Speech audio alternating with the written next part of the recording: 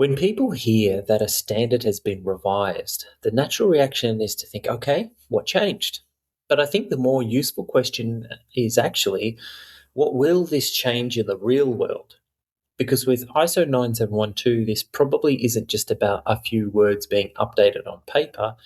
It may affect how employers think about competency, how technicians think about evidence, how training bodies think about readiness, and how the broader industry starts interpreting what qualified really means. Now, to be clear, I'm not coming in at this as an auditor, a certification body, or some final technical authority. And I'm definitely not trying to tell the industry what the standard means before the right people have had their say.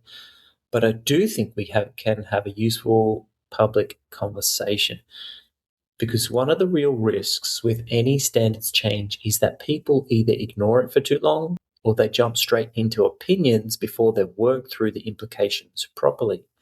And in this case, I think there is a middle ground. Better conversation might be, what new expectations seem to be emerging? What evidence might technicians or employers need to keep more clearly?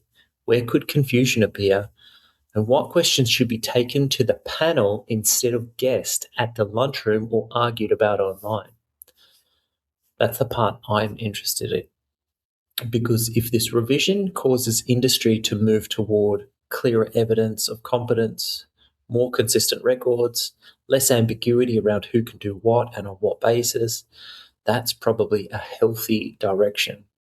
But if it creates uncertainty, mixed interpretations, or a patchwork of different expectations depending on who you ask, then that's where the industry needs to slow down and talk properly.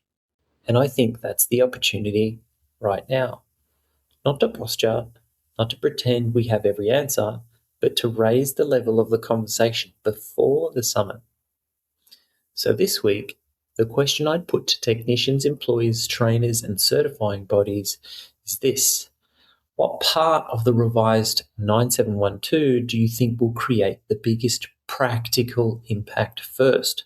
Will it be documentation, employee responsibility, ongoing evidence of competence, scope clarity, vision requirements, work experience records, or something else entirely?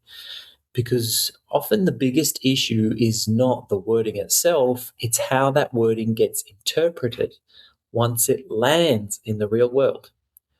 That's what we should be talking about now. And over the next few weeks, I want to keep unpacking that carefully, not as a final authority, but as someone who thinks the industry benefits when these conversations happen openly, professionally, and without ego. If you've got thoughts, questions, or concerns, share them.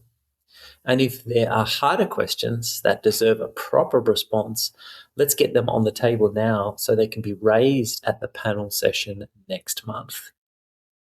Because standards don't create confusion by existing.